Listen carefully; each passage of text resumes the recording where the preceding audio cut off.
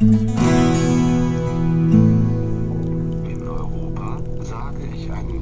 Europe, I tell a soldier to do something, and he does it. In America, I must tell him why first, and then he does it. Many soldiers I trained were paid with wilderness territory in the Green River Valley of Kentucky. As partial payment for my service, I received 2,000 acres in Hopkins County, and there were springs of mineral water. The potential of the area was obvious, and Green River Valley was perfect for farming.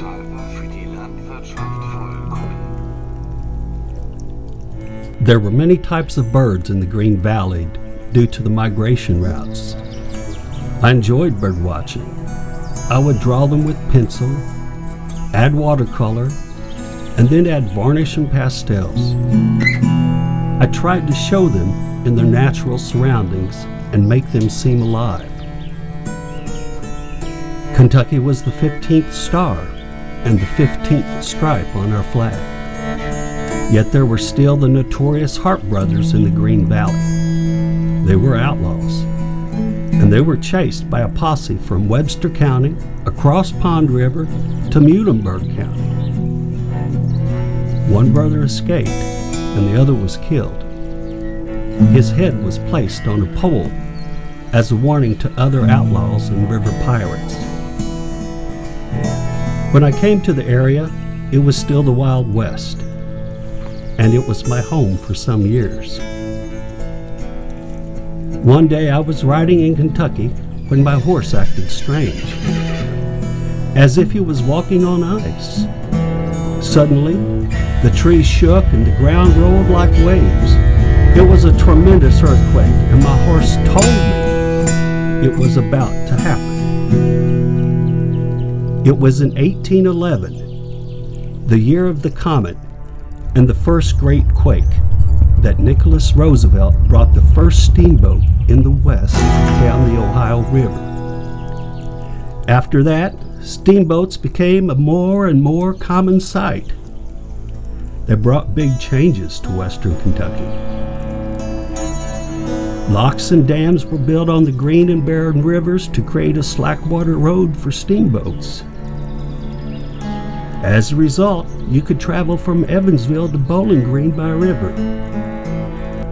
The Green Barren River Project was the first improvement of its kind in the United States. I built an expensive steam-powered grist mill at Henderson, near the mouth of the Green River. But it didn't pay off. It cost me dearly. I lost everything except Lucy and the boys when I lived there. My time in Henderson prepared me to paint the birds of America. The combination of telegraph, trains, and steamboats meant there had never been a war fought at such a fast pace. The Civil War was the first modern war. The rivers from the Ohio into the South were vital to the movement of troops and supplies, and as a result, war came early to Kentucky. Federal forces had gained control of the Green before advancing to the Cumberland and Tennessee rivers. Months later, the battle returned to the Upper Green, and I became very familiar with the Munfordville area during that time.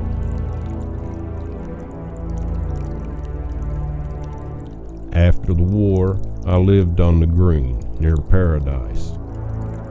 As luck would have it, I was soon entangled in yet another war, a war with a corporate monopoly controlling Green River traffic. I fought that corporation for some 15 years until the federal government finally intervened in 1888. The old locks were then repaired and new ones added. By then, I was 70 years old and profited little from my belated victory. But at least the grand vision of the Slackwater Road remained intact.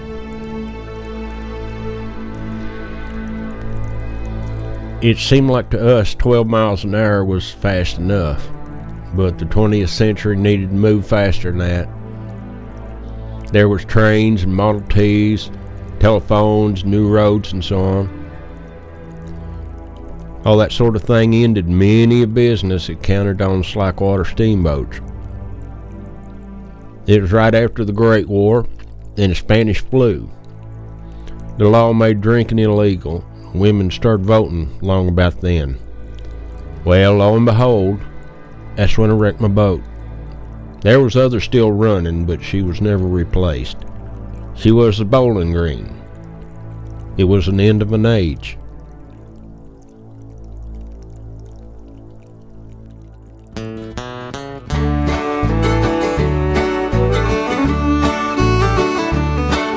The last night of March 1920, the wind was blowing and the river was high. They were headed toward the Ohio, hitting every town where the river goes. Stopped at South Carrollton like they always did. Now the pilot was a river man, descended from a river clan. Something told him things could turn out bad. He said, "Hey Captain, maybe we should wait. Stay tight here and we'd be safe.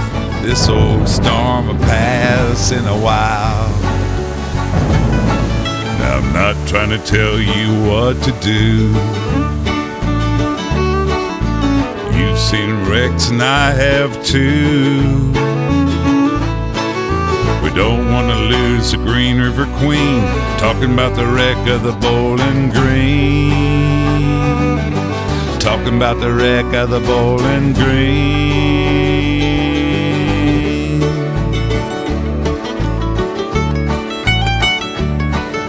The captain said, "We're way behind. We gotta get on schedule and make some time. I've seen worse than this. It's time to go." Just pulled out, just left dock when they came upon a sunken rock.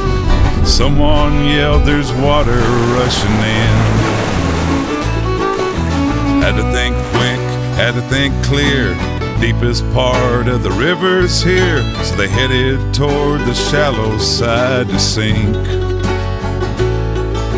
The next day when the story broke, some folks thought it was a joke, and Captain Sturgeon had this to say: "Not trying to make you an April Fool. The story I'm telling is sad but true. Last night we lost the Green River Queen, talking about the wreck of the Bowling Green. Talking about the wreck of the Bowling Green."